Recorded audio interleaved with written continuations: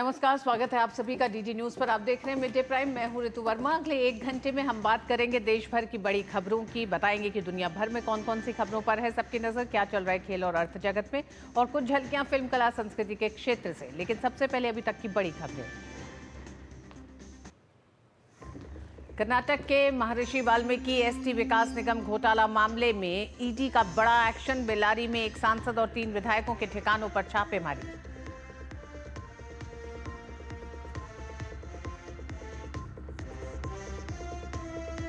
दिल्ली में अवैध आशियानों पर गरजा बुलडोजर। मद्रासी कैंप वजीरपुर के बाद अब दिल्ली के कालकाजी के भूमिहीन कैंप पर बुलडोजर की कार्रवाई। डीडीए के 4 बुलडोजर और 2 पॉकलीन मशीनें अवैध बस्ती को ध्वस्त करने में जुटी।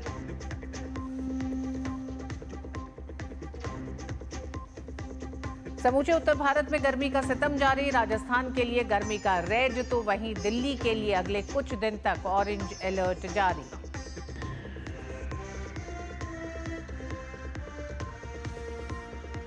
पाकिस्तान प्रायोजित आतंकवाद का एक और चेहरा आया सामने। एफबीआई निदेशक ने दी जानकारी। कनाडा से पाकिस्तानी नागरिक का अमेरिका को प्रत्यर्पण कर रहा था आईएसआईएस की मदद।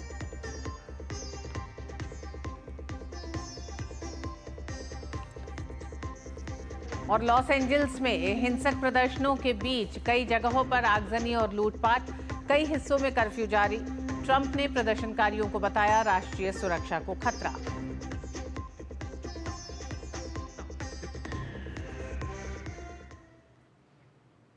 प्रवर्तन निदेशालय ने कर्नाटक के कथित वाल्मीकि घोटाले के संबंध में धन शोधन जांच के तहत आज बेल्लारी में एक कांग्रेस सांसद और 3 विधायकों के ठिकानों पर छापेमारी की कार्रवाई की है। धन शोधन का मामला कर्नाटक पुलिस और सीबीआई द्वारा दर्ज की गई प्राथमिकियों से सामने आया है। प्राथमिकियों में आरोप लगाया गया है कि कर्नाटक महर्षि वाल्मीकि एसटी विकास निगम के खातों से करोड़ों रुपए की धनराशि को फर्जी खातों में भेजा गया और फर्जी संस्थानों के माध्यम से काले धन को सफेद में बदला गया। ईडी ने आरोप लगाया है कि वाल्मीकि कोष से निकाले गए धन का इस्तेमाल 2024 के लोकसभा चुनाव के दौरान बेल्लारी निर्वाचन क्षेत्र में किया गया था।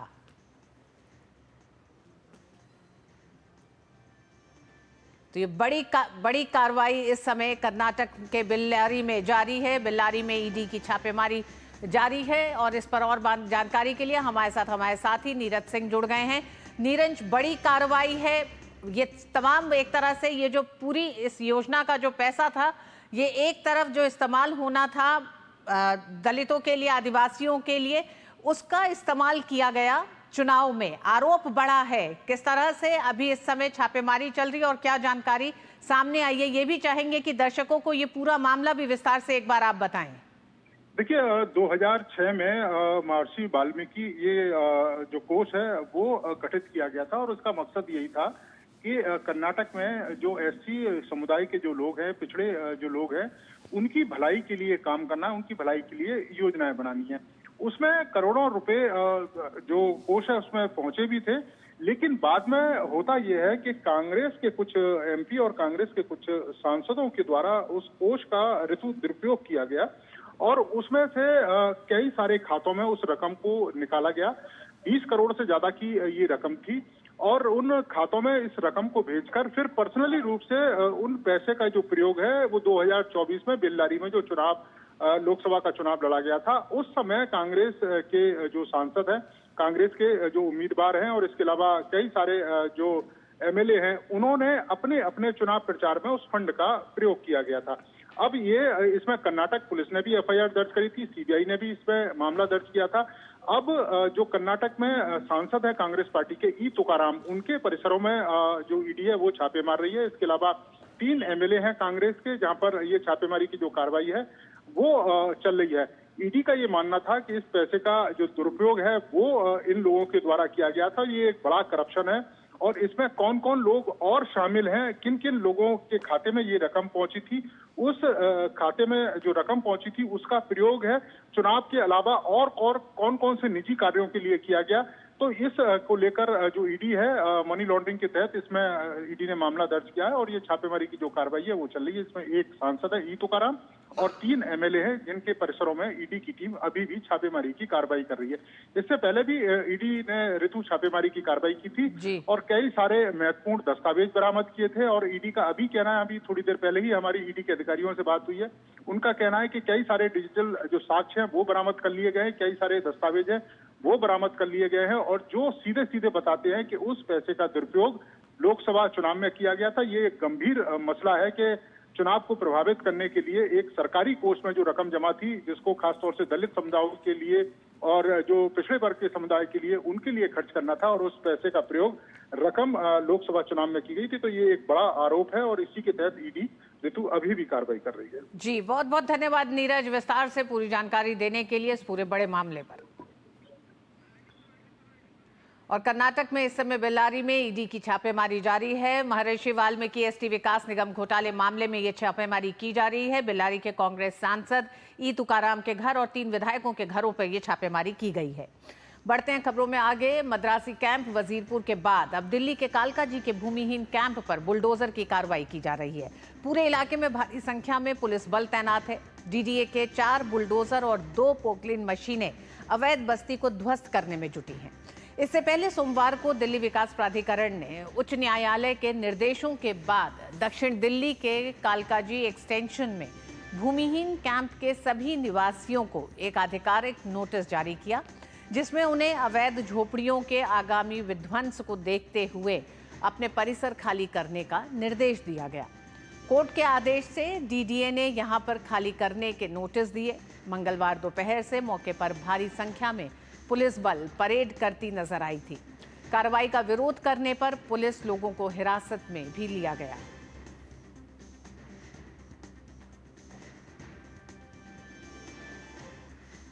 और कालकाजी के भूमिहीन कैंप पर बुलडोजर कार्रवाई का जायजा लिया हमारे संवाददाता निशांत राय ने। कालकाजी के भूमिहीन कैंप पर डीडीए का बुलडोजर चल रहा है। आप मेरे पीछे देख सकते हैं कि तमाम आवास थे भूमिहीन कैंप को, जिसको तोड़ा जा चुका है और तोड़ने की कार्रवाई जो है और भी चल रही है। सामने की तरफ लगातार जो ये आवास बने हुए थे इनको तोड़ा जा रहा है, क्योंकि कोर्ट ने ऐसा आदेश दिया है। दरअसल इससे पहले अगर सरकार की बात की जाए तो सरकार ने लगभग 1800 आवास यहाँ पर इन लोगों को दिए थे और इसके अलावा सरकार का कहना है कि जो लोग पात्र नहीं पाए गए उनको आवास नहीं दिए गए। दूसरी तरफ आम आदमी पार्टी के नेता आतिशी लगातार सरकार को कटघरे में खड़ा कर रही हैं और सरकार से आवास तोड़ने पर सवाल पूछ रही हैं। वहीं दूसरी तरफ दिल्ली की मुख्यमंत्री रेखा गुप्ता ने स्पष्ट कहा है कि जो कोर्ट का आदेश होगा उसका पालन किया जाएगा और पूरी कार्रवाई कानून के दायरे में रहकर की जा रही है। कैमरा पर्सन उत्तम सिंह के साथ Nishant Rai, DD news, Delhi. Kalkaji extension में जो कार्रवाई चल रही है उसी पर और बात करने के लिए हमारे साथ जुड़ गए हैं निशांत राय। निशांत, आपकी रिपोर्ट में साफ दिखाई देता है कि किस तरह से डीडीए की कार्रवाई इस समय भी जारी है, लेकिन सवाल यह है कि इस कार्रवाई को लेकर क्या विपक्ष यानी आम आदमी पार्टी सिर्फ एक आरोप के तहत आरोप लगा रहा है दिल्ली सरकार पर, या फिर इसके अगर अतीत में जाएं तो 15 और 19 में इस इलाके के पुनर्वास को लेकर कई योजनाएं बनी और ये मामला पूरा कोर्ट तक गया। फिर हाई कोर्ट ने साफ डीडीए को कहा कि डीडीए स्वतंत्र है किसी भी तरह की कार्रवाई के लिए। फिर राजनीति क्यों? देखिए, इसमें सीधे तौर पर कहा जा सकता है कि जो पिछली सरकारों की नाकामी थी और जिस तरीके से इस अवैध बस्ती को बसाया गया और कोर्ट के आदेश के बाद अब डीडीए उस पर कार्रवाई कर रहा है। सबसे बड़ी बात है कि जहां झुग्गी वहां मकान की बात कही गई और लगभग 1872 जो पात्र पाए गए थे लोग, उन्हें पक्के मकान भी दिए गए, लेकिन जो पात्र नहीं थे, जिन्होंने एक तरीके से अवैध कब्जा किया हुआ था, उन पर यह कार्रवाई की जा रही है और कार्रवाई भी हाईकोर्ट के आदेश पर की जा रही है। नेता प्रतिपक्ष आतिशी वहां पर मौजूद थे, लेकिन सवाल ये उठता है कि जो आतिशी आज विरोध कर रही हैं वो उस समय कहां थी जब इस तरीके का अवैध निर्माण चल रहा था, क्योंकि पिछले अगर बात की जाए तो 10 साल से ज्यादा इस सरकार से पहले आम आदमी पार्टी की सरकार थी। आखिर उन्होंने इन लोगों के पुनर्वास के लेकर कोई ठोस योजना क्यों नहीं बनाई? और अब जब दिल्ली में इस तरीके से अनधिकृत कॉलोनियों पर कार्रवाई हो रही है तो वो सियासत क्यों कर रही है? क्योंकि चूंकि ये हाईकोर्ट के आदेश पर हो रहा है, तो ऐसे में इस पर सियासत सीधे तौर पर बनती नहीं है, लेकिन आतिशी और आम आदमी पार्टी कोई भी ऐसा मौका नहीं छोड़ना चाहती है, जो कि नजर आ रहा है। लेकिन सवाल यही है कि जब आपकी सरकार थी, आपने पुनर्वास को लेकर क्या कदम उठाए, किस तरीके से आपने रणनीति बनाई, उसका जवाब शायद ना तो आम आदमी पार्टी के पास है, ना नेता प्रतिपक्ष के पास है। जी निशांत, कहा यह जा रहा है कि कालकाजी एक्सटेंशन में ये जो पूरा इलाका है, इसको लेकर 2015 और 2019 दोनों में पुनर्वास योजना पर काम किया जा रहा था, सर्वे किया गया, बाकायदा ये पाया गया कि कुछ मापदंड रखे गए कि कई तरह के दस्तावेज अगर आपके पास हैं तो आप यहाँ पे रह सकते हैं। ऐसे में वो क्या दस्तावेज थे और कितनी संख्या है लोगों की जो यहाँ से हटाई गई है, जो अवैध बसे हुए थे? देखिए, अगर बात की जाए तो लगभग 1200 घरों पर ये कार्रवाई जो है वो अभी चल रही है, और लगभग जो दस्तावेज थे जिसमें आधार कार्ड, वोटर आईडी कार्ड, बिजली का बिल, ये तमाम तरीके के सबूतों का इस्तेमाल आप कहां से आकर बसे हैं उनको ध्यान में रखकर तमाम तरह से इनको एक तरीके से वेरिफिकेशन की गई थी, जिसमें लगभग 1800 से ज़्यादा लोग पात्र पाए गए थे जिनको पक्के मकान दे दिए गए। जो लोग इस वेरिफिकेशन में फेल हो गए उनको मकान नहीं दिए गए, और अब उन पर कार्रवाई की जा रही है। जिन लोगों ने इसको अवैध कब्जे के रूप में कब्जा हुआ है, जिनका पहले भी मकान था या कहीं और दिल्ली में मकान था या बाहर था, उनको पक्के मकान नहीं दिए गए ताकि वो इस तरीके से झुग्गी डालकर एक तरीके से अतिक्रमण करने का काम ना करें। अब चूंकि सरकार कार्रवाई कर रही है तो विपक्ष जो है वो केवल राजनीति के लहजे से राजनीति करता हुआ नजर आ रहा है। बहुत बहुत धन्यवाद निशांत पूरी जानकारी के लिए इस मामले पर।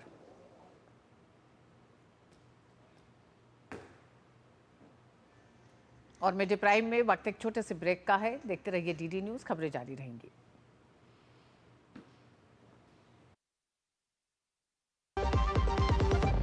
देखो जी, आज मेरा बर्थडे है और इस घर का भी। माँ कहती है तेरे जन्म से पहले हम कच्चे झुग्गी में रहते थे। मुझे तो पता ही नहीं कच्ची झुग्गी होती कैसी है। इस नए भारत ने बचपन से ही सुरक्षित घर परिवार देखा है। इसी मजबूत नींव पर हम बनाएंगे विकसित भारत। टाइम पे खा लेना और प्लीज बाइक धीरे चलाना जी। और ये तुम्हारी सेफ्टी के लिए। अरे एक बात तो रह गई। LIC ये हमारी सेफ्टी के लिए। दिल की सुनो, LIC चुनो। LIC हर पल आपके साथ। और उत्तर भारत में कई जगहों पर पड़ रही भीषण गर्मी ने आम जनजीवन को बेहाल कर दिया है। भारतीय मौसम विभाग द्वारा जारी मौसम पूर्वानुमान के अनुसार 11 जून और 12 जून को दिल्ली NCR में तापमान 44 से 45 डिग्री सेल्सियस तक पहुंचने की आशंका है। इसी के साथ मौसम विभाग ने इन दोनों दिनों के लिए भीषण गर्मी का ऑरेंज अलर्ट जारी किया है। इस दौरान दिन में तेज सतही हवाएं, धूल भरी आंधी और हीट वेव जैसी स्थितियों का सामना करना पड़ेगा। 13 जून को तापमान थोड़ा गिरकर 43 डिग्री तक रहने का अनुमान है, लेकिन मौसम विभाग ने फिर भी येलो अलर्ट जारी किया है। मौसम विभाग के अनुसार 14 जून से मौसम में बदलाव देखने के लिए मिल सकता है। इस दिन गरज चमक के साथ बारिश की संभावना है और तापमान में थोड़ी गिरावट हो सकती है। मौजूदा गर्मी की स्थिति के बीच दिल्ली और NCR के अस्पतालों में डिहाइड्रेशन, हीट स्ट्रोक और चक्कर आने की शिकायतों वाले मरीजों की संख्या में 90% तक की बढ़ोतरी देखी गई है। खासकर बच्चे और युवा बड़ी संख्या में अस्पतालों का रुख कर रहे हैं।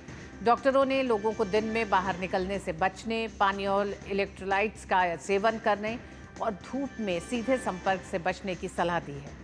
भीषण गर्मी से बचने के लिए प्रशासन और स्वास्थ्य विभाग ने लोगों से अपील की है कि वे अनावश्यक रूप से घर से बाहर न निकलें, हल्के सूती कपड़े पहनें और बच्चों और बुजुर्गों का विशेष ध्यान रखें। उधर गर्मी का सर्वाधिक असर राजस्थान में देखने को मिल रहा है। मौसम विभाग ने राजस्थान में लू का रेड अलर्ट जारी किया है। पश्चिमी राजस्थान के बीकानेर संभाग और सीमावर्ती इलाकों में भीषण गर्मी की स्थिति बनी हुई है। गंगानगर में लगातार 2 दिन से अधिकतम तापमान 47 डिग्री से ज्यादा दर्ज किया गया है। शेखावटी क्षेत्र, जयपुर संभाग और कोटा संभाग में भी अधिकतम तापमान 45 डिग्री के आसपास दर्ज किया जा रहा है। गंगानगर, हनुमानगढ़ और बीकानेर व चुरू के आसपास के इलाकों में भीषण गर्मी की स्थिति अगले 2 दिन तक बनी रहेगी। पूर्वी राजस्थान में भी आगामी 3 दिनों तक लू की स्थिति बनी रहेगी। तो पूर्वी राजस्थान में अगले 3 दिन तक लू की स्थिति को देखते हुए लू का रेड अलर्ट जारी किया गया है। आगामी 3 दिन राजस्थान के कई इलाकों के लिए भीषण गर्मी में बीतेंगे। इसे देखते हुए राजस्थान में 3 दिन के लिए रेड अलर्ट जारी किया गया है। चढ़ते पारे ने आम जनजीवन के लिए मुश्किलें पैदा कर दी हैं। हालांकि मौसम विभाग का कहना है कि ये 3 दिन बेहद एहतियात बरतने वाले हैं। लोगों को हीट वेव से बचने के लिए कई एहतियाती कदम उठाने की भी सलाह दी जा रही है। जयपुर से हमारे साथ जुड़ गए हमारे साथी संवाददाता महेश दादीच। महेश, जयपुर के लिए रेड अलर्ट जारी किया गया है। भीषण गर्मी है, लोगों की कोशिश होगी घर से बाहर ना निकले, इसकी हिदायत दी जा रही है। लेकिन फिर भी चाहेंगे कि क्या अपडेट, आप भी इस समय शायद किसी कॉलेज के आसपास हैं, हम आपके पीछे देख रहे हैं, बड़ी संख्या में लोग दिखाई दे रहे हैं, मुंह ढके हुए दिखाई दे रहे हैं। अपनी कोशिश है धूप से बचने की, लेकिन किस तरह से आप देख रहे हैं राज्य में प्रशासन क्या तैयारियां कर रहा है? बिल्कुल ठीक कहा आपने कि उत्तर भारत इस समय में पूरी तरह से गर्मी की चपेट में है और राजस्थान की अगर खास तौर पर हम बात करें तो यहाँ पर 1 दर्जन से अधिक ऐसे जिले हैं जो 45 डिग्री को पार कर गए हैं, जहाँ पर जो तापमान है वहाँ पर 45 डिग्री से ज़्यादा का तापमान दर्ज किया जा रहा है इन दिनों में। और बीते 3 से 4 दिनों में इसी तरह का जो तापमान है वो राजस्थान में हीट वेव के साथ में बना हुआ है। जयपुर में भी कमोबेश इसी तरह की जो गर्मी है वो आपको तस्वीरों में भी दिखाने की कोशिश करता हूँ। बिल्कुल ठीक आपने, कॉमर्स कॉलेज का नजारा है और यहाँ पर इम्तिहान देने के लिए जो है विद्यार्थी पहुंच रहे हैं। आप देखिए कि तस्वीरों में गर्मी से बचने के जतन हर एक व्यक्ति ने यहाँ पर करते हुए दिखाई दिए हैं। चेहरे अपने ढके हैं क्योंकि इस कदर जो है धूप पड़ रही है। झुलसा देने वाली जो गर्मी है उससे बचाव का जो यहाँ पर हर एक व्यक्ति का जो अपना तरीका है वो यहाँ पर दिखाई देता है। और गर्मी के कारण जो इम्तिहान जो चल रहे हैं उन पर भी यह असर यहाँ पर देखने को मिल रहा है। यूँ तो स्कूलों और कॉलेजों में इस समय ग्रीष्मावकाश है, लेकिन जो विशेष तौर पर जो परीक्षाएं हैं वो यहाँ पर आयोजित की जा रही हैं और उन कॉम्पिटिटिव एग्जाम में भी खासतौर पर गर्मी से बचने के तमाम इंतजाम को लेकर के दिशा निर्देश भी दिए गए हैं। अलग अलग जिलों की अगर मैं बात करूँ राजस्थान में तो कई जिलों में खासतौर पर दिशा निर्देश इस बारे में दिए जा चुके हैं कि गर्मी और हीट वेव से प्रभावित हुए लोग अगर अस्पतालों की ओर आते हैं और वहां उन्हें चिकित्सकीय प्रबंध चाहिए होते हैं तो उसके लिए अलग से वार्ड की व्यवस्था होनी चाहिए और वहां पर उन्हें माकूल चिकित्सा व्यवस्था मिल सके। इस बात को लेकर के न सिर्फ स्वास्थ्य और चिकित्सा विभाग ने बल्कि जिला प्रशासन ने भी अपने स्तर पर तमाम तरह से व्यवस्थाओं को संभाला है। और इसी कारण से ऐसी कोई बड़ी तादाद में यहाँ पर ऐसा नहीं देखने को मिल रहा जिसका कि कोई विपरीत प्रभाव यहाँ पर नजर आता हो। लेकिन गर्मी है और इससे बचाव के लिए, इससे जतन के लिए तमाम तरह के लोग जो उपाय हैं वो यहाँ पर करते हुए दिखाई दे रहे हैं। शहर की सड़कों पर भी अगर हम बात करें तो जयपुर के नगर निगमों ने शहर के अलग अलग पॉइंट्स पर जो है ग्रीन नेट लगा करके, शेल्टर लगा करके कोशिश की है कि लोगों को राहत दी जा सके। इसी तरह से गौशालाओं में, चिड़ियाघरों में वाटर कूलर लगा करके और जो कूलर लगा करके है वन्य जीवों की सुरक्षा के लिहाज से भी प्रबंध किए गए हैं। शहर के अलग अलग स्थानों पर वाटर कूलर जो है वो अलग अलग संस्थाओं ने भी लगाए हैं जो कि लोगों को गर्मी से राहत दी जा सके। और इस बारे में जो जिला प्रशासन है, नगर निगम है, तमाम तरह की जो संस्थाएं हैं वो यहाँ पर जुटी हुई है। और आने वाले वक्त में भी अभी कम से कम ये कहा जा सकता है कि 3 से 4 दिन जयपुर की तरह ही बाकी शहरों में भी तापमान इसी कदर से हो सकता है और ये आने वाले 1 सप्ताह तक कमोबेश इसी तरह की स्थिति यहाँ पर दिखाई पड़ रही है। इसके बाद जाकर के 20 जून के आसपास में हल्की जो है बारिश की उम्मीद यहाँ पर की जा सकती है। 15 और 16 जून को कोटा और भरतपुर के अंदर जो है बारिश का अलर्ट दिया गया है। तो उसके साथ ही 20 जून के बाद ये कहा जा रहा है कि जो मॉनसून है वो गति पकड़ेगा और राजस्थान के कुछ क्षेत्रों में खासतौर पर पूर्वी और दक्षिणी क्षेत्र ऐसे हैं जहां पर कि जो बारिश है वो पहुंच सकती है और उसकी उम्मीदें यहाँ पर आम जनजीवन ने लगा रखी है, क्योंकि गर्मी ने अगर सबसे ज्यादा प्रभावित किया है तो आम जनजीवन को प्रभावित किया है। लोगों की रोजमर्रा जो दिनचर्या है वो बदल गई है। दोपहर में लोग केवल बहुत जरूरी काम होने पर ही निकल रहे हैं। सड़कों पर सन्नाटे जैसी स्थिति दिखाई पड़ती है, तो बाजारों में भी इस समय में जो दोपहर में रौनक हुआ करती है, पर्यटक स्थलों पर जो रौनक हुआ करती है वो गायब सी दिखाई देने लगी है। और क्योंकि राजस्थान इस समय में पर्यटन के लिहाज से वैसे काफी जो है माना जाता है, लेकिन इस समय पर्यटकों की संख्या भी दोपहर के वक्त में काफी कम यहाँ पर हो चली है और गर्मी का जो साइड इफेक्ट है वो साफ तौर पर यहाँ पर नजर आ रहा है। आम जनजीवन जो है वो अभी इस समय में अस्त व्यस्त गर्मी के कारण कहा जा सकता है। बिल्कुल महेश, और आप बड़ी ही मतलब एक तरह से मुफीद जगह पे खड़े हैं, आप एक कॉलेज के बाहर खड़े हैं और स्टूडेंट्स के लिए ये मौसम मतलब बिल्कुल घातक की तरह से है। उनके लिए निकलना मजबूरी है क्योंकि तमाम एंट्रेंस एग्जाम्स होते हैं।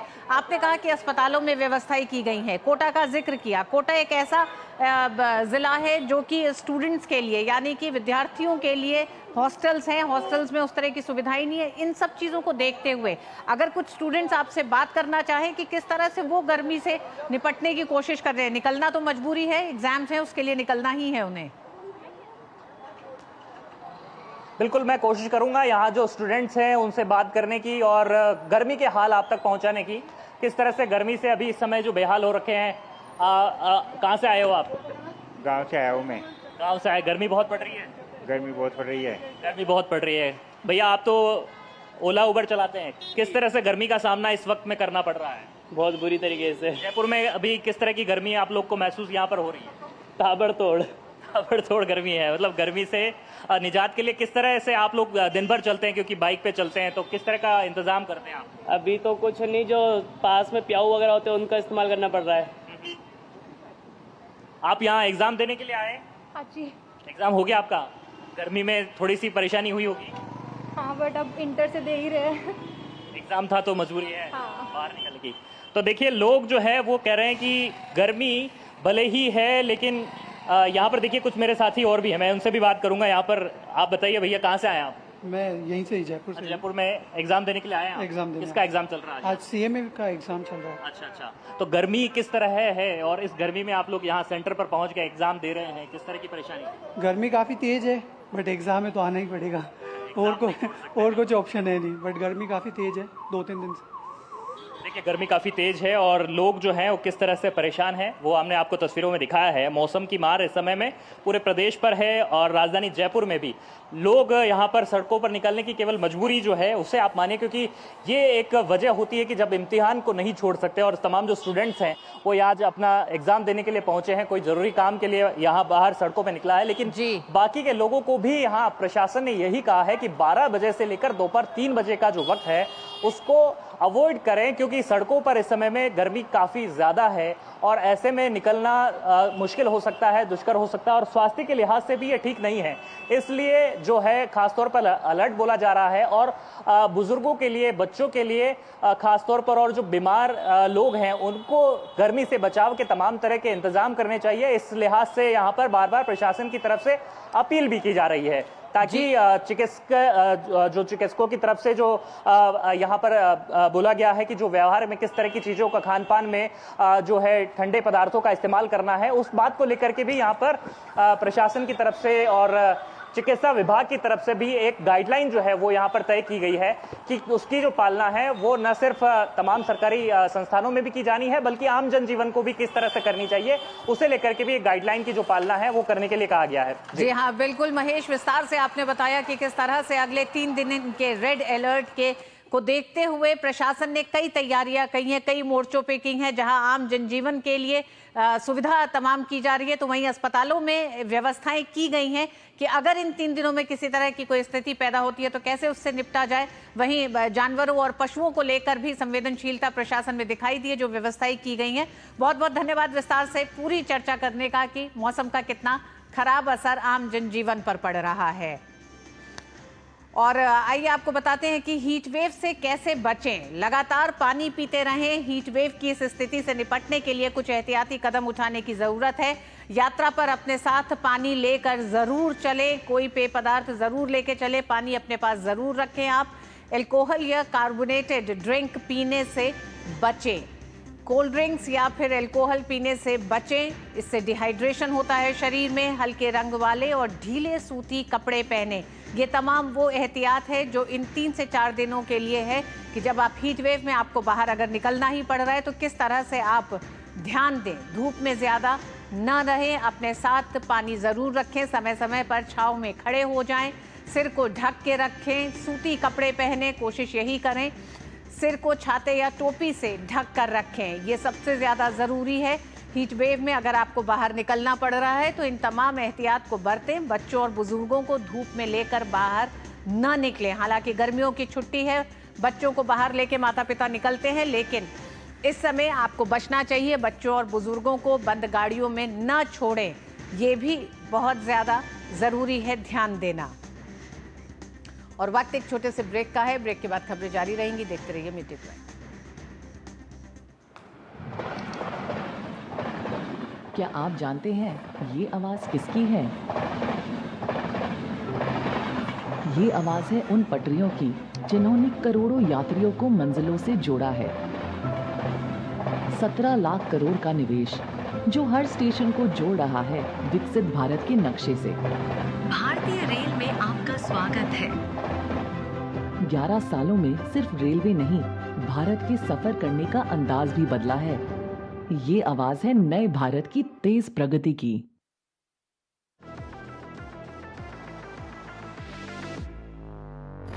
ये है डीडी न्यूज का साइबर अपराध के खिलाफ हल्ला बोल। Digital arrest, sextortion, financial fraud, cyber bullying, तमाम मुद्दों पर आपको जागरूक करते हुए आपको रख रहा है इन साइबर अपराधियों से एक कदम आगे। देखिए मेरे साथ साइबर अलर्ट हर शनिवार रात 9 बजे सिर्फ डीडी न्यूज पर। कश्मीर से कन्याकुमारी तक, कच्छ से कामाख्या तक, राज्यों की राजधानियों से प्रदेशों के कोने कोने तक, होगी हर राज्य के हर हिस्से की पूरी खबर। देखिए भारत एट 7 खबर राज्यों की डीडी न्यूज पर। और भीषण गर्मी से इंसानों के साथ साथ जानवर, पशु पक्षी भी जूझ रहे हैं। ऐसे में लखनऊ चिड़ियाघर के अधिकारियों ने विशेष व्यवस्था की है। जानवरों के लिए स्प्रिंकलर लगाए गए हैं ताकि तीव्र गर्मी के दौरान उन्हें ठंडक महसूस हो सके। और जू में हीट को दूर करने के लिए रिलीफ पाइपलाइन के साथ साथ मैट का उपयोग किया गया है। चिड़ियाघर के निदेशक अदिति शर्मा ने कहा कि जानवरों के भोजन का भी गर्मी के दौरान विशेष ध्यान रखा जा रहा है। उधर तपती गर्मी के बीच अब एक राहत भरी खबर है। दक्षिण पश्चिम मानसून कल फिर से सक्रिय होने की संभावना है। मौसम विभाग के ताज़ा अपडेट के मुताबिक 12 से 15 जून के दौरान दक्षिण प्रायद्वीपीय भारत में कुछ स्थानों पर भारी से बहुत भारी बारिश और 13 और 14 जून को कोंकण और गोवा में अलग अलग स्थानों पर बहुत भारी बारिश का अनुमान है। केरल में सामान्य से एक सप्ताह पहले 24 मई को दक्षिण पश्चिम मानसून ने दस्तक दी। दक्षिण पश्चिम मानसून के आने की सामान्य तिथि 1 जून है। मई 2025 भारत में 1901 के बाद से सबसे अधिक बारिश वाला महीना था, जिसमें पिछले महीने देश में औसतन 126.7 मिलीमीटर बारिश हुई थी। दक्षिण पश्चिम मानसून के जल्दी आने से दक्षिणी और पूर्वी भारत में लगातार बारिश हुई, जिससे ये रिकॉर्ड बना। जल्दी आने के बाद मानसून की प्रगति 29 मई को रुक गई थी, लेकिन कल फिर से बारिश का दौर शुरू हो सकता है। आईएमडी ने उत्तर पश्चिम भारत में लू की स्थिति जारी रहने की आशंका जताई है, जबकि पश्चिमी राजस्थान में अलग अलग स्थानों पर कल तक भीषण लू की स्थिति रहेगी और उसके बाद ये कम हो जाएगी। और खबरों में आगे, वायनाड से सांसद प्रियंका गांधी वाड्रा को केरल हाईकोर्ट ने नोटिस जारी किया है। ये समन बीजेपी नेता नव्या हरिदास द्वारा दायर याचिका पर भेजा गया है। हरिदास ने नवंबर 2024 के वायनाड लोकसभा उपचुनाव में प्रियंका गांधी की जीत को चुनौती देते हुए आरोप लगाया है कि चुनाव लड़ते समय प्रियंका गांधी वाड्रा ने अपने और अपने पति रॉबर्ट वाड्रा की कई संपत्तियों और निवेशों की जानकारी छिपाई है, इसलिए उनकी जीत को अवैध घोषित किया जाए। न्यायमूर्ति के बाबू ने हरिदास के वकील की दलीलें सुनने के बाद याचिका स्वीकार कर ली और गांधी को समन जारी करने का निर्देश दिया। नव्या हरिदास का कहना है कि ये नियमों का उल्लंघन है और इससे मतदाताओं को गुमराह किया गया। इसके साथ ही हरिदास ने हाईकोर्ट से प्रियंका गांधी की जीत को रद्द करने की भी मांग की है। अब इस मामले की सुनवाई अगस्त 2025 में होगी। बता दें कि प्रियंका गांधी ने वायनाड उपचुनाव में 5 लाख से ज्यादा वोटों से जीत हासिल की थी, लेकिन अब उनकी जीत पर सवाल उठ गया है। मुख्य चुनाव आयुक्त ज्ञानेश कुमार ने स्टॉकहोम में अंतर्राष्ट्रीय आइडिया सम्मेलन के अवसर पर चुनाव प्रबंधन निकायों के प्रमुखों के साथ द्विपक्षीय बैठकें की। ज्ञानेश कुमार ने चुनावी अखंडता पर अंतर्राष्ट्रीय आइडिया स्टॉकहोम सम्मेलन में भाग लेने के लिए स्वीडन की अपनी यात्रा के दौरान अलग अलग चुनाव प्रबंधन निकायों के प्रमुखों के साथ कई द्विपक्षीय बैठकें की। इन बैठकों का उद्देश्य चुनाव प्रबंधन और लोकतांत्रिक सहयोग में भारत की दीर्घकालिक साझेदारी को और मजबूत करना है। द्विपक्षीय बैठकों के दौरान सीईसी ज्ञानेश कुमार ने कई चुनाव प्रबंधन निकायों के प्रमुखों और वरिष्ठ अधिकारियों के साथ आमने सामने चर्चा की, जिसमें वैश्विक चुनावी अनुभवों और नवाचारों की एक विस्तृत श्रृंखला शामिल थी। और राजस्थान के जयपुर से एक बेहद दर्दनाक और दिल दहला देने वाली खबर सामने आई है। जयपुर ग्रामीण क्षेत्र में जमावरगढ़ के निकट राष्ट्रीय राजमार्ग संख्या 148 दौसा मनोहरपुर हाईवे पर आज सुबह एक कंटेनर और सवारी गाड़ी के बीच भीषण टक्कर हो गई। इस हादसे में दुल्हन समेत 5 लोगों की मौत हो गई, जबकि 8 लोग गंभीर रूप से घायल हो गए हैं। जानकारी के अनुसार दूल्हा दुल्हन अपने परिजनों और रिश्तेदारों के साथ मध्य प्रदेश से शादी समारोह के बाद वापस लौट रहे थे। तभी भटकाबास गांव के पास उनकी कार के सामने से आ रहे कंटेनर से जोरदार भिड़ंत हो गई। फिलहाल पुलिस हादसे के कारणों की जांच में जुटी है। प्रारंभिक जांच में तेज रफ्तार और लापरवाही को हादसे की वजह माना जा रहा है। केंद्रीय वाणिज्य और उद्योग मंत्री पीयूष गोयल आज से स्वीडन के दौरे पर रहेंगे। इससे पहले पीयूष गोयल स्विट्जरलैंड की यात्रा पर थे। इस दौरान पीयूष गोयल ने स्विट्जरलैंड के बर्न में स्विस उद्योग जगत के दिग्गजों के साथ महत्वपूर्ण बैठकें की। केंद्रीय मंत्री पीयूष गोयल ने लाइफ साइंसेज समूह नोवार्टिस के प्रतिनिधिमंडल से मुलाकात की। वे स्विस वॉच और jewellery manufacturing company Swatch group AG sustainable packaging solutions के क्षेत्र में काम कर रहे हैं। एसआईजी ग्रुप और दुनिया की सबसे बड़ी कंटेनर शिपिंग कंपनी एमएससी के सीईओ से भी मिले। इस दौरान पीयूष गोयल ने स्विस कंपनियों को भारत में निवेश के लिए प्रोत्साहित किया। पीयूष गोयल ने कहा कि भारत में स्विट्जरलैंड से $100 बिलियन का निवेश आने की संभावना है। इससे स्पेस, इंजीनियरिंग, फूड प्रोसेसिंग और फार्मिंग सेक्टर में निवेश बढ़ने की उम्मीद है। जो $100 बिलियन का इन्वेस्टमेंट हम स्विट्जरलैंड से आने की संभावना रखते हैं, क्योंकि उन्होंने कमिट किया है एफटीए में, उसके लिए एक मील का पत्थर साबित होगा। और कई सेक्टर्स में निवेश की संभावना दिखती है। स्पेस के सेक्टर हो, हाई प्रिसिशन इंजीनियरिंग हो, फूड प्रोसेसिंग हो, फार्मास्यूटिकल्स हो। मैं समझता हूँ कि स्विट्जरलैंड ने जो टेक्नोलॉजी में अपनी एक नाम हासिल किया है, उसका पूरा लाभ भारत ले पाएगा। मिजोरम की राजधानी आइजोल पहली बार राष्ट्रीय रेलवे नेटवर्क से सीधे जुड़ गया है। केंद्रीय मंत्री अश्विनी वैष्णव ने आइजोल को भारत के अन्य हिस्सों से जोड़ने वाली इस ट्रेन का वीडियो सोशल मीडिया पर साझा किया। Lumding division north east frontier railway की बैराबी सैरांग नई ब्रॉडगेज लाइन परियोजना का स्पीड ट्रायल किया गया। ये मार्ग कठिन पहाड़ी इलाकों से होकर गुजरता है। जल्द ही इस रूट पर यात्रियों के लिए भी ट्रेनें शुरू कर दी जाएंगी। इससे मिजोरम के लोग दिल्ली जैसे बड़े शहरों तक सीधी ट्रेन यात्रा कर सकेंगे।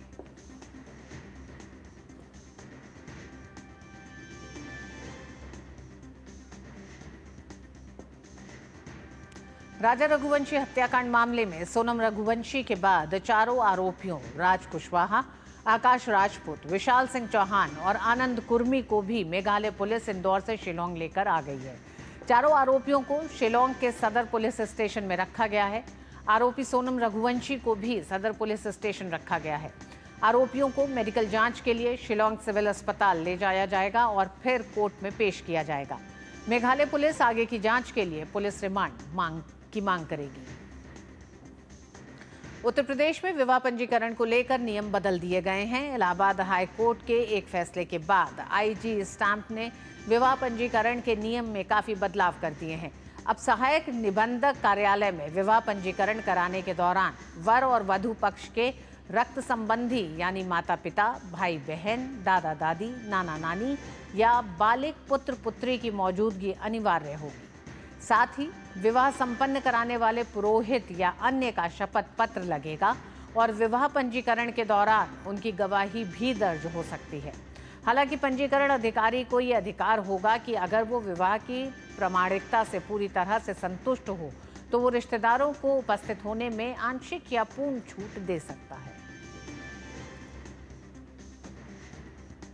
और वक्त एक छोटे से ब्रेक का है। ब्रेक के बाद खबरें जारी रहेंगी। देखते रहिए मिड डे प्राइम। सुनो, एक अच्छी इंश्योरेंस पॉलिसी एआई से पूछते हैं।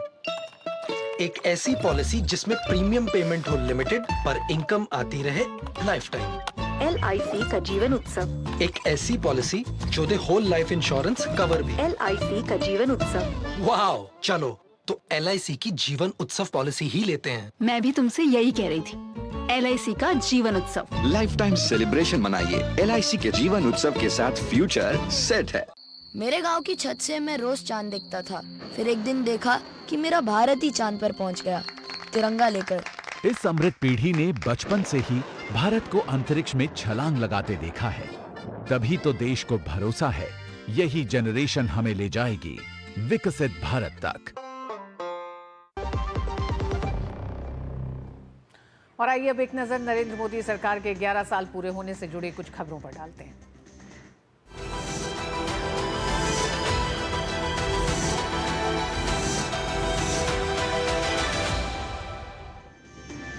पिछले 11 वर्ष में प्रधानमंत्री नरेंद्र मोदी की अगुवाई में देश में कनेक्टिविटी इंफ्रास्ट्रक्चर के क्षेत्र में अभूतपूर्व कार्य हुआ है।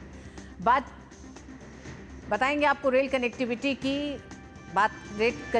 की हो या सड़कों के जाल का हो, हवाई कनेक्टिविटी की हो या फिर जलमार्ग से व्यापार की। आज भारत का दमखम पूरी दुनिया में दिख रहा है।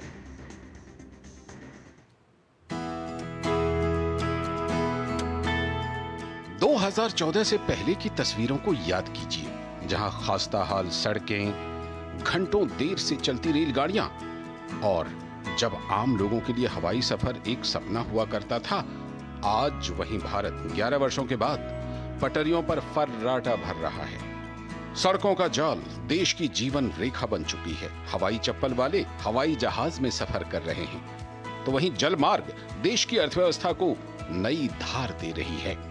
पूर्णतः स्वदेशी वंदे भारत एक्सप्रेस ट्रेन, देश का पहला vertical lift Pamban bridge, dedicated freight corridor, 5 star railway station, विश्व का सबसे ऊंचा आर्च ब्रिज चेनाब, देश का पहला केबल रेल ब्रिज अंजी या फिर उत्तर पूर्व के सभी राज्यों तक पहुंच बनाने वाली भारतीय रेल विकसित होते नए भारत की गाथा गढ़ रही है।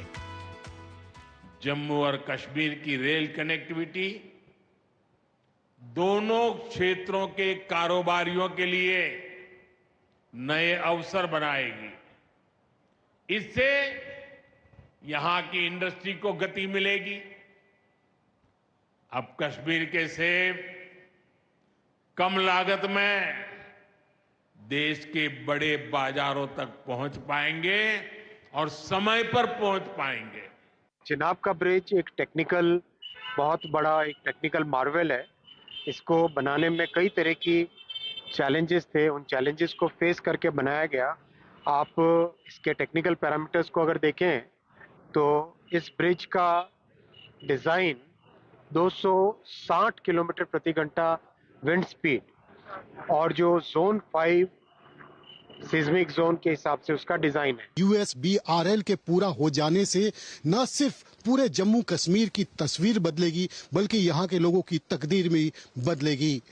इस प्रोजेक्ट से न सिर्फ यहाँ पर सामाजिक आर्थिक गतिशीलता को बढ़ावा मिलेगा बल्कि क्षेत्रीय गतिशीलता को भी, यहाँ पर रोजगार सृजन को भी काफी बढ़ावा मिलेगा। कहते हैं जहां सड़क जाती है वहां विकास आता है। 2014 के पहले और 11 साल बाद 2025 की अगर हम तुलना करें तो 2014 में सिर्फ 91,000 किलोमीटर राष्ट्रीय राजमार्ग था, जबकि 2025 तक यह संख्या बढ़कर 1,46,000 किलोमीटर से भी अधिक हो चुकी है। एक ऐसा भी समय था जब आम लोगों के लिए एयरपोर्ट एक सपना था, लेकिन 2014 के बाद से भारत ने इस क्षेत्र का भी कायाकल्प कर दिया है। 2014 में देश में सिर्फ 74 हवाई अड्डे थे, जो 2025 तक बढ़कर 2 गुने से भी ज्यादा, 150 से भी ज्यादा हो गए। वहीं 2014 के बाद मोदी सरकार ने जल मार्गों को भारत के विकास की धारा बना दिया। अब भारत के बंदरगाहों पर सिर्फ जहाज नहीं लगते, बल्कि लगते हैं भविष्य के विकास का लंगर। अभिषेक सिंह की रिपोर्ट, डीडी न्यूज, दिल्ली। प्रधानमंत्री नरेंद्र मोदी के नेतृत्व में पिछले एक दशक में भारत ने खेलों में अभूतपूर्व उपलब्धियां हासिल की हैं। केंद्र सरकार ने खेलों को राष्ट्रीय प्राथमिकता बनाते हुए खिलाड़ियों को विश्व स्तरीय प्रशिक्षण, बुनियादी ढांचा और अंतर्राष्ट्रीय प्रतियोगिताओं में भाग लेने के अवसर प्रदान किए हैं। खेलो इंडिया पहल, university games, youth games, winter games और पैरा गेम्स जैसे आयोजनों ने न केवल जमीनी स्तर पर प्रतिभाओं को निखारा, बल्कि अंतर्राष्ट्रीय मंचों पर भी शानदार सफलता दिलाई है। आइए देखते हैं ये खास रिपोर्ट।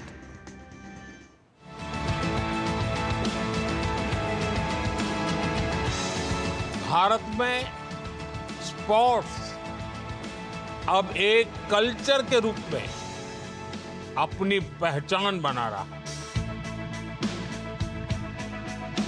और जितना ज्यादा भारत में स्पोर्टिंग कल्चर बढ़ेगा, उतना ही भारत की सॉफ्ट पावर भी बढ़ेगी। खिलाड़ियों को अपना प्रदर्शन बेहतर करने, खुद को लगातार कसौटी पर कसने के लिए ज्यादा से ज्यादा मैच खेलना, ज्यादा से ज्यादा प्रतियोगिताओं में हिस्सा लेना बहुत जरूरी होता है। प्रधानमंत्री नरेंद्र मोदी के नेतृत्व में केंद्र सरकार ने अपनी नीतियों में हमेशा इसे सर्वोच्च प्राथमिकता पर रखा। आज खेलो इंडिया यूनिवर्सिटी गेम्स, खेलो इंडिया यूथ गेम्स होते हैं, खेलो इंडिया विंटर गेम्स आयोजित होते हैं, खेलो इंडिया पैरा गेम्स होते हैं। यानी साल भर अलग अलग स्तर पर पूरे देश में राष्ट्रीय स्तर पर लगातार स्पर्धाएं होती रहती हैं, जिसके परिणाम अंतर्राष्ट्रीय स्तर पर होने वाली प्रतियोगिताओं में लगातार दिखाई दे रहे हैं। खेल और खिलाड़ियों के प्रोत्साहन पर सरकार का जोर तो है ही, साथ ही इससे एक कदम आगे बढ़ते हुए 2036 में देश में ओलंपिक के आयोजन की भी योजना है। साथियों, जैसे हमारे खिलाड़ी हमेशा बड़े लक्ष्य लेकर चलते हैं, वैसे ही हमारा देश भी बड़े संकल्प लेकर आगे बढ़ रहा है। आप सभी जानते हैं कि भारत 2036 ओलंपिक्स की मेजबानी के लिए पूरा जोर लगा रहा है। जब भारत में ओलंपिक होगा तो वो भारत के स्पोर्ट्स को एक नए आसमान पर ले जाएगा। खेल के क्षेत्र में भारत का पिछला एक दशक उत्कृष्ट उपलब्धियों से भरा है, जिसमें ऐतिहासिक उपलब्धियां और वैश्विक स्तर पर पहचान शामिल है। सरकार ने अपनी योजनाओं के जरिए एथलीटों को उनके करियर के हर दौर में सहायता प्रदान की। वित्त वर्ष 2025-26 के लिए युवा कार्यक्रम और खेल मंत्रालय को 3,794 करोड़ रुपए आवंटित किए गए। खेलो इंडिया के लिए 1,000 करोड़ रुपए, एनएसएफ के लिए 400 करोड़ रुपए और एसएआई के लिए 830 करोड़ रुपए शामिल हैं। खेलो इंडिया और पंचायत युवा क्रीड़ा और खेल अभियान जैसी पहल से ग्रामीण क्षेत्रों के एथलीटों की व्यापक भागीदारी सुनिश्चित की जा रही है। बुनियादी ढांचे के निर्माण और ग्रामीण व जमीनी स्तर पर प्रतिभा को बढ़ावा देने पर भी ध्यान केंद्रित किया गया है। दिव्यांगों के लिए खेलकूद जैसी योजना से समावेशी और सहभागी खेलों को भी बढ़ावा मिला है। राष्ट्रीय खेल पुरस्कार की विभिन्न श्रेणियों में उत्कृष्ट उपलब्धियों और खेल कौशल को सम्मानित किया जा रहा है। प्रधानमंत्री नरेंद्र मोदी खेल को भारत के सर्वांगीण विकास का एक प्रमुख माध्यम मानते हैं। उनका कहना है कि जब कोई देश खेलों में आगे बढ़ता है तो देश की साख भी बढ़ती है। देश का प्रोफाइल भी बेहतर होता है। इसीलिए आज खेल भारत के विकास से जुड़ गया है। और मोदी सरकार के 11 वर्ष के कार्यकाल में कृषि में क्रांतिकारी बदलाव हुए हैं। किसानों के लिए चल रही जन कल्याणकारी योजनाओं ने किसानों की तस्वीर को बदल दिया है। पीएम फसल बीमा योजना ने प्राकृतिक आपदाओं के समय फसलों के होने वाले नुकसान से बचाने के लिए बड़ा सुरक्षा कवच दिया है। पीएम फसल बीमा योजना से 23 करोड़ से ज्यादा किसानों को इस योजना का लाभ मिला है। आइए देखते हैं किस तरह से इन 11 सालों में किसानों की पूरी आय में तब्दीली हुई है, उनकी जिंदगी बदली है।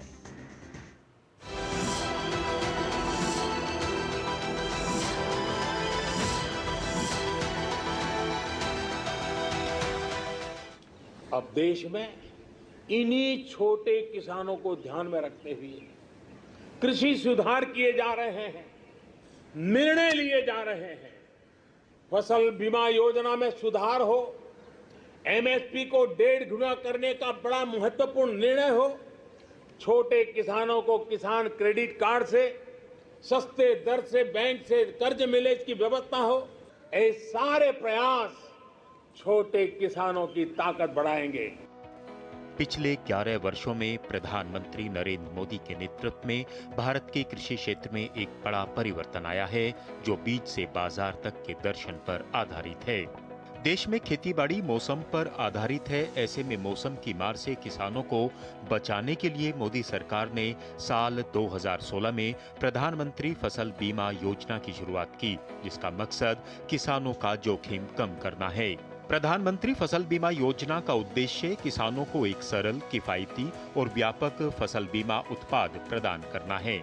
एक राष्ट्र एक फसल एक प्रीमियम सिद्धांत का पालन करते हुए पीएम फसल बीमा योजना ओलावृष्टि, सूखा, बाढ़, चक्रवात, भारी और बेमौसम बारिश, बीमारी और कीटों के हमले आदि जैसी प्राकृतिक आपदाओं के कारण होने वाले फसल नुकसान के खिलाफ एक व्यापक सुरक्षा प्रदान करती है। इस योजना की सफलता और क्षमता को देखते हुए इस वर्ष केंद्रीय मंत्रिमंडल ने 69,515.71 करोड़ रुपए के कुल बजट के साथ इस योजना को साल 2025-26 तक जारी रखने की मंजूरी दी है। उन्नत तकनीक का लाभ उठाकर इस योजना ने फसल नुकसान के आकलन और दावा निपटान में पारदर्शिता, सटीकता और दक्षता में सुधार किया है। जैसे जैसे यह योजना अपने अलग चरण में आगे बढ़ रही है, किसानों को सशक्त बना रही है। अनावृष्टि हो, ओलावृष्टि हो, हमारी फसल नष्ट हो गई हो, तो जो फसल बीमा योजना से हमें रकम मिलती है, उससे हम आत्मनिर्भर बन सकते हैं। और मैं ये भी बताना चाहता हूँ कि मोदी सरकार आत्मनिर्भरता पर बहुत जोर दे रही है, और ये अच्छी बात है कि हर कोई अपने क्षेत्र में आत्मनिर्भर हो। फसल बीमा योजना है, इससे किसानों को बहुत बड़ा लाभ होता है। 14 दिन के अंदर अगर फसलें नष्ट हो जाती हैं तो सरकार की क्षतिपूर्ति करती है और थोड़ा बहुत खाते से कट जाता है, लेकिन बहुत बड़ा लाभ है। जब से मोदी जी प्रधानमंत्री बने हैं तब से किसानों के आर्थिक स्थिति में सुधार हुआ है। जैसे किसान सम्मान निधि है, किसान बीमा योजना है, और फसलों के मूल्य में वृद्धि बराबर हर साल हो रही है। इस योजना के तहत फसल कटाई के 2 महीनों के भीतर दावों का निपटान होता है, ताकि किसानों को शीघ्र मुआवजा मिल सके और वे कर्ज के जाल में फंसने से बच सकें। इस योजना में फसल हानि के सटीक आकलन के लिए उपग्रह इमेजिंग, ड्रोन और मोबाइल ऐप जैसी उन्नत तकनीकें सटीक दावों का निपटान सुनिश्चित करती हैं। इस योजना में खरीफ, खाद्य और तिलहन फसलों के लिए किसान द्वारा देय अधिकतम प्रीमियम 2% है। रबी खाद्य और तिलहन फसलों के लिए यह 1.5% है और वार्षिक, वाणिज्यिक या बागवानी फसलों के लिए यह 5% है। शेष प्रीमियम पर सरकार द्वारा सब्सिडी दी जाती है। इस योजना के शुरू होने से लेकर अब तक 23 करोड़ से ज्यादा किसानों को इस योजना का लाभ मिला है। 1.75 हजार करोड़ रुपए से ज्यादा का भुगतान हुआ है और 23 राज्यों और केंद्र शासित प्रदेशों में योजना चल रही है। किसानों को भारत के विकास के प्रमुख हितधारकों और चालकों के रूप में पहचाना जाता है। जैसे जैसे भारत अमृत काल में प्रवेश कर रहा है, इसके सशक्त किसान देश को खाद्य सुरक्षा से लेकर वैश्विक खाद्य नेतृत्व तक ले जाने के लिए तैयार हैं। अनुज यादव, डीडी न्यूज, दिल्ली।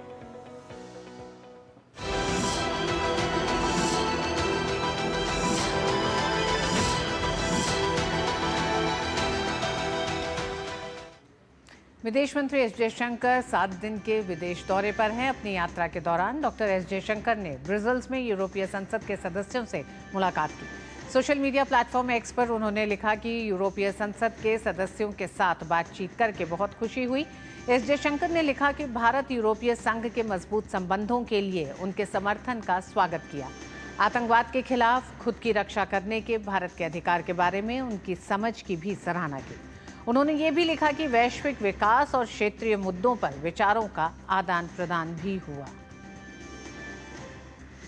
रक्षा मंत्री राजनाथ सिंह ने एक बार फिर आतंकवाद को लेकर पाकिस्तान को कड़ी चेतावनी दी है। रक्षा मंत्री ने कहा कि अगर पाकिस्तान आतंकवाद के खिलाफ खुद कार्रवाई नहीं कर पा रहा है तो भारत की सेनाएं सरहद के इस पार और उस पार आतंकवाद मिटाने में सक्षम है। भारत चाहता है कि आतंकवाद पाकिस्तान सहित पूरी दुनिया से खत्म हो, क्योंकि यह पूरी दुनिया के लिए एक गंभीर चुनौती है। साथियों, मैंने तो पहले भी पाकिस्तान को सलाह दी थी और आज मैं फिर से कहना चाहता हूं कि अगर आपसे पाकिस्तान में आतंकवाद के खिलाफ प्रभावी कार्रवाई नहीं हो पा रही है तो भारत आपकी मदद करने को पूरी तरह से तैयार है। भारत की सेनाएं आतंकवाद के खिलाफ सरहद के इस पार और सरहद के उस पार भी कार्रवाई करने में पूरी तरह से सक्षम है। पाकिस्तान प्रायोजित आतंकवाद का एक और चेहरा सामने आया है। पाकिस्तान के आतंकी दुनिया के कई देशों में आतंकी छिपे हुए हैं। खबर कनाडा से है। कनाडा में रहने वाले पाकिस्तानी नागरिक मोहम्मद शाजेब खान को ISIS को सहायता देने और आतंकवादी गतिविधि को अंजाम देने के प्रयास के आरोप में अमेरिका में प्रत्यर्पित किया गया है। अमेरिकी जांच एजेंसी FBI के निदेशक काश पटेल ने एक्स पर इसकी जानकारी दी। उन्होंने बताया कि मोहम्मद शाजेब खान पर कनाडा से न्यूयॉर्क की यात्रा करने और ब्रुकलिन में एक यहूदी केंद्र में ISIS की मदद से बड़े स्तर पर गोलीबारी की योजना बनाने का आरोप है। उसने इजराइल में हमास आतंकवादी हमले के 1 साल पूरा होने पर 7 अक्टूबर 2024 को हमले की योजना बनाई थी। खान को 4 सितंबर 2024 को कनाडा में गिरफ्तार किया गया था। काश पटेल ने जानकारी दी कि अब वह अमेरिका पहुंच चुका है और अमेरिकी न्यायिक प्रक्रिया का सामना करेगा। उन्होंने कहा कि यह मामला दुनिया के हर कोने में आतंकवाद के लगातार खतरे की याद दिलाता है। पेंटागन के पूर्व अधिकारी और अमेरिकन एंटरप्राइज इंस्टीट्यूट के वरिष्ठ फेलो माइकल रूबिन ने खालिस्तान के समर्थन के लिए कनाडा के पूर्व PM जस्टिन ट्रूडो की नीतियों की आलोचना की है। उन्होंने कहा कि जब भी कोई देश इस तरह की विचारधारा को और आतंकवादियों को संरक्षण देता है तब उस देश के हित ही नष्ट हो जाते हैं। माइकल रूबिन ने कहा है कि जस्टिन ट्रूडो और उनसे पहले पियरे ट्रूडो ने 20वीं सदी में हुए भयानक आतंकवादी हमलों के बावजूद खालिस्तान आंदोलन को बर्दाश्त किया, उसे पनाह दी, जिसने कनाडा के नैतिक अधिकार और उसके रणनीतिक महत्व को कमजोर करने का काम किया। अमेरिका के लॉस एंजल्स में हालात सुधरने की बजाय बिगड़ते ही जा रहे हैं। ट्रंप प्रशासन के इमिग्रेशन कानूनों के सख्ती के अमल के खिलाफ लोग लामबंद हो रहे हैं और हिंसक प्रदर्शन कर रहे हैं। लॉस एंजल्स में जारी प्रदर्शन अब देश के कई शहरों में फैल गया है। इन प्रदर्शनों में कई जगह तोड़फोड़, आगजनी, पुलिस गाड़ियों को जलाने और एप्पल स्टोर जैसी दुकानों में लूटपाट की घटनाएं हुई हैं। प्रदर्शनकारियों से निपटने के लिए राष्ट्रपति डोनाल्ड ट्रंप के आदेश पर लॉस एंजल्स में 700 मरीन और 4000 नेशनल गार्ड तैनात हैं। इसी बीच राष्ट्रपति डोनाल्ड ट्रंप ने लॉस एंजल्स में सैनिकों को तैनात करने के अपने फैसले का बचाव किया।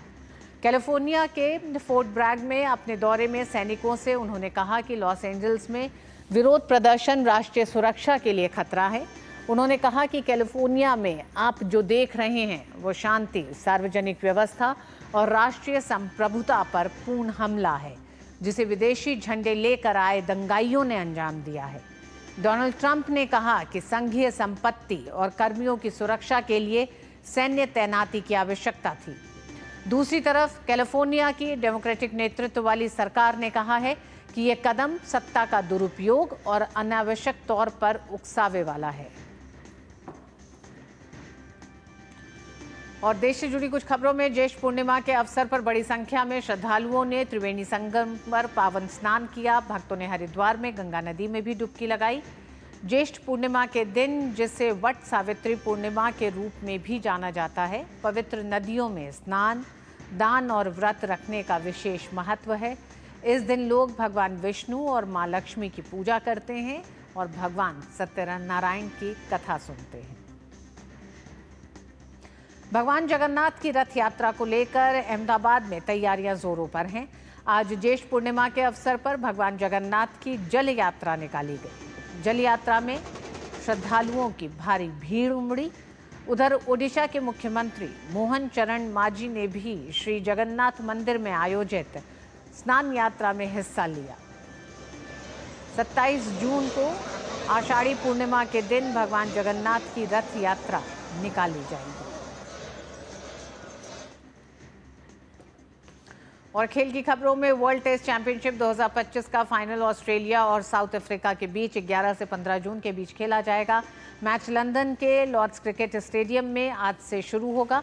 दोपहर 2:30 बजे टॉस और 3 बजे से मैच शुरू होगा। दोनों टीमें 2023 और 25 के बीच वर्ल्ड टेस्ट चैंपियनशिप साइकिल के पॉइंट्स टेबल में टॉप 2 रही हैं। दोनों टीम 2 साल बाद पहली बार टेस्ट में एक दूसरे से भिड़ेंगी। इससे पहले 2022-23 के वर्ल्ड टेस्ट चैंपियनशिप सीजन में भिड़ी थी। ऑस्ट्रेलिया डिफेंडिंग चैंपियन है, वहीं साउथ अफ्रीका WTC फाइनल जीतने वाली तीसरी टीम बनना चाहेगी। पहले 2 फाइनल में भारत रनर अप रहा था। 2021 में न्यूजीलैंड और 2023 में ऑस्ट्रेलिया चैंपियन बनी। दोनों में 101 टेस्ट हुए हैं। ऑस्ट्रेलिया और साउथ अफ्रीका के बीच 1902 में पहला टेस्ट खेला गया था। अब तक दोनों टीमों के बीच 123 सालों में 101 टेस्ट हुए हैं। इसमें ऑस्ट्रेलिया को 54 में जीत मिली, जबकि साउथ अफ्रीका ने 26 मैच अपने नाम किए। 21 टेस्ट ड्रॉ भी हुए हैं। और हॉकी इंडिया ने आगामी 4 नेशंस टूर्नामेंट के लिए भारतीय जूनियर पुरुष हॉकी टीम की घोषणा की है, जो 21 से 25 जून तक जर्मनी के बर्लिन में आयोजित होगा। ये प्रतिष्ठित प्रतियोगिता 4 मजबूत टीमों भारत, स्पेन, ऑस्ट्रेलिया और मेजबान जर्मनी के बीच खेली जाएगी। प्रतियोगिता के प्रारूप के अनुसार प्रत्येक टीम एकल चरण में एक दूसरे के खिलाफ खेलेगी। इसके बाद शीर्ष 2 टीमें फाइनल में भिड़ेंगी, जबकि तीसरे और चौथे स्थान पर रहने वाली टीमें एक ग्रुप मैच खेलेंगी।